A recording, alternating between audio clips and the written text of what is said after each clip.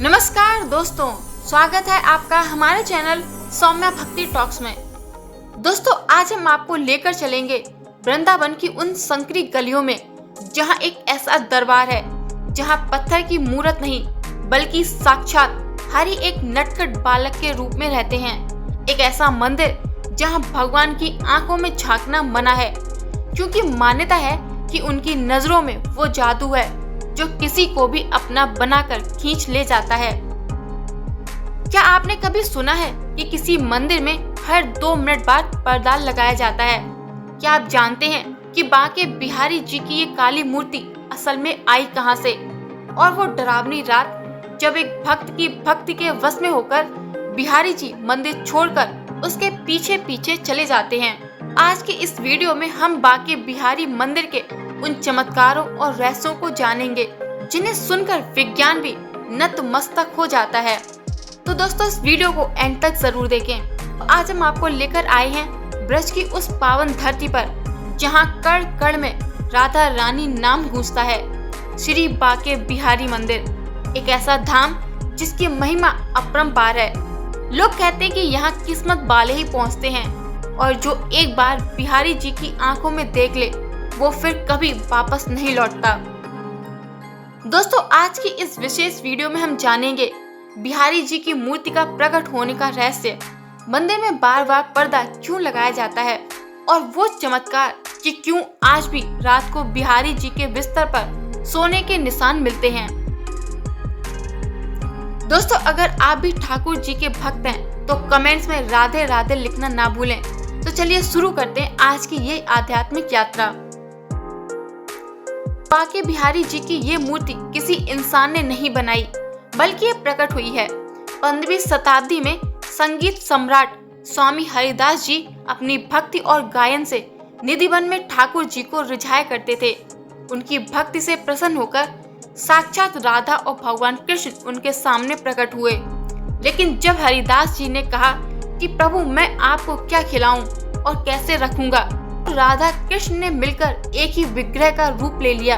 यही कारण है कि बांके बिहारी जी की इस एक मूर्ति में राधा और कृष्ण दोनों का वास माना जाता है। बांके बिहारी मंदिर एक इकलौता ऐसा मंदिर है जहां हर 2 मिनट में पर्दा डाला जाता है। इसके पीछे बहुत ही रहस्यमय वजह है। मान्यता है कि बिहारी जी की आंखों में इतनी सम्मोहक शक्ति है कि अगर कोई भक्त लगातार उनकी आंखों में देख ले तो बिहारी जी उसके प्रेम के वश में होकर मंदिर छोड़कर उसके साथ चले जाते हैं। इतिहास में कई बार ऐसा हुआ जब बिहारी जी अपने भक्त के पीछे पीछे चले गए और बाद में उन्हें मनाकर वापस लाया गया। इसीलिए भक्त और भगवान के बीच ये लुक्का छिपी का खेल चलता रहता है। बांके बिहारी जी के बारे में एक और बात सुनकर आपके रोंगटे खड़े हो जाएंगे। रात को मंदिर बंद होने के बाद ठाकुर जी के लिए बिस्तर लगाया जाता है, दातून और पानी रखा जाता है। सुबह जब पुजारी मंदिर खोलते हैं तो अक्सर बिस्तर पर ऐसे निशान मिलते हैं जैसे वहां कोई सोया हो, और पानी का लोटा भी खाली मिलता है।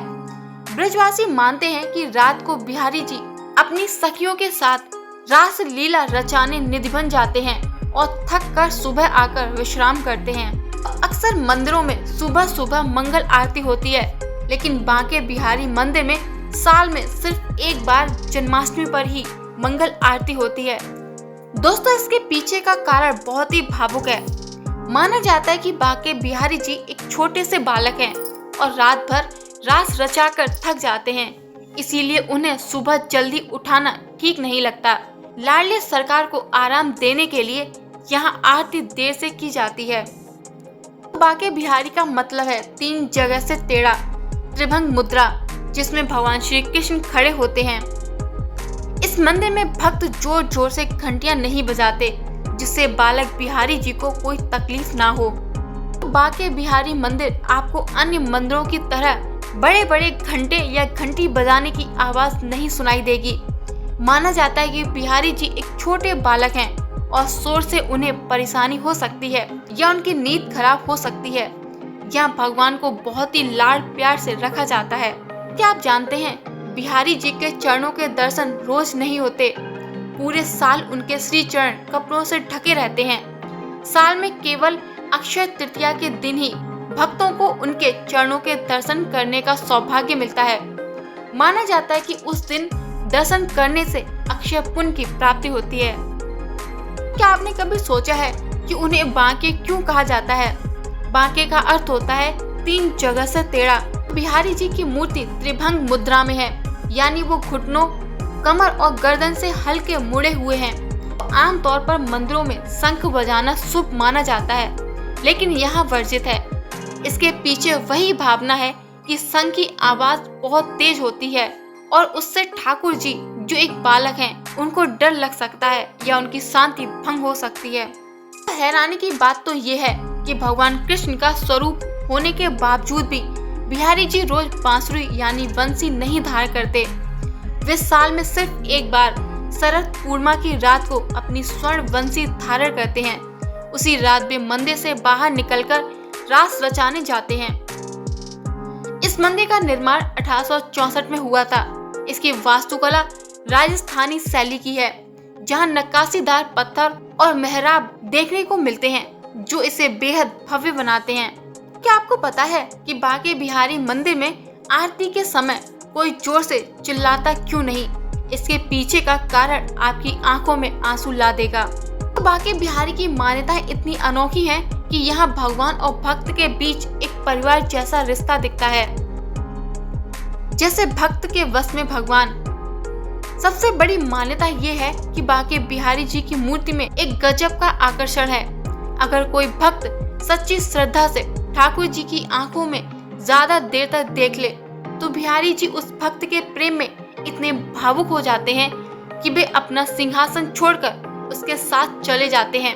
इसीलिए बार बार पर्दा डाला जाता है, जिससे कोई उन्हें चुरा ना ले जाए। दोस्तों, वृंदावन में बिहारी जी को भगवान से ज्यादा घर का बच्चा माना जाता है। यहाँ उनकी सेवा बाल भाव से की जाती है। उन्हें सुबह जल्दी नहीं जगाया जाता, क्योंकि माना जाता है कि बालक को नींद प्यारी होती है। उन्हें ठंड में गर्म कपड़े और गर्मियों में चंदन का लेप लगाया जाता है। यहाँ तक कि उन्हें शोर से बचाने के लिए मंदिर में घंटियां तक नहीं बजाई जाती। माना जाता है कि आज भी हर रात बांके बिहारी जी निधि बन जाते हैं, जहाँ पे राधा रानी और सखियों के साथ रास रचाते हैं। इसी मान्यता के कारण शाम की आरती के बाद बिहारी जी को बहुत ही लाड़ प्यार से सुलाया जाता है, जिससे वे रात की रास लीला के लिए तैयार हो सकें। भक्त यहाँ कुछ मांगने नहीं, बल्कि बांके बिहारी के दर्शन करने आते हैं। कहा जाता है कि अगर बांके बिहारी जी ने आपको अपने दर पर बुला लिया, तो आपकी सारी परेशानियां बिना मांगे ही दूर हो जाएंगी। यहाँ के लोग कहते हैं कि बिहारी जी से मांगो मत, बस उन्हें निहार लो, वो सब जानते हैं। इस मंदिर में आने वाले भक्त मंदिर की मिट्टी और वहाँ मिलने वाले प्रसाद को बहुत ही पवित्र मानते हैं। मान्यता है कि जो व्यक्ति बांके बिहारी के दर्शन कर लेता है, उसे साक्षात गोलोक धाम की अनुमति यही धरती पर हो जाती है।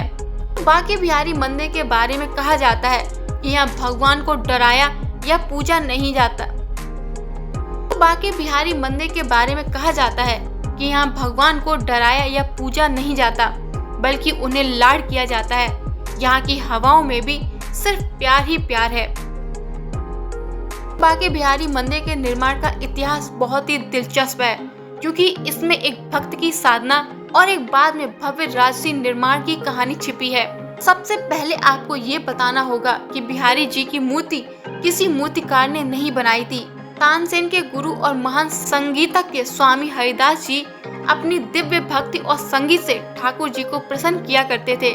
उनकी प्रार्थना पर संवत 1560 के आसपास श्री कृष्ण और राधा रानी ने एक होकर बांके बिहारी के रूप में निधिवन में अवतार लिया था। शुरुआत में स्वामी जी एक छोटे से स्थान पर उनकी सेवा करते थे। आज जो विशाल और सुंदर मंदिर हम देखते हैं, उसका निर्माण बहुत बाद में हुआ। वर्तमान मंदिर का निर्माण 1864 संवत 1921 में करवाया गया था। इस भव्य मंदिर को बनवाने का श्रेय गोस्वामी समाज, जो हरिदास जी के वंशज और अनुयायी थे, और उस समय के कुछ समृद्ध भक्तों को जाता है। इस मंदिर को राजस्थानी और समकालीन शैली में बनाया गया है। इसके निर्माण के लिए राजस्थान के प्रसिद्ध कारीगरों को बुलाया गया था, जिन्होंने नक्काशीदार पत्थरों से इसे सजाया। आप जानते हैं, बांके बिहारी जी की मूर्ति पहले निधिवन के एक छोटे से मंदिर में विराजी थी, लेकिन जैसे जैसे बिहारी जी की महिमा चारों ओर फैली, भक्तों का तांता लगने लगा। तब जाकर साल 1864 में गोस्वामी और भक्तों के सहयोग से इस भव्य विशाल मंदिर का निर्माण हुआ, जहां आज लाखों लोग माथा टेकने आते हैं। तो दोस्तों, ये थी हमारे लाडले बिहारी जी की वो महिमा जिसे शब्दों में पिरोना नामुमकिन है। यहाँ आकर अमीर हो या गरीब, हर कोई बस बिहारी जी का होकर रह जाता है।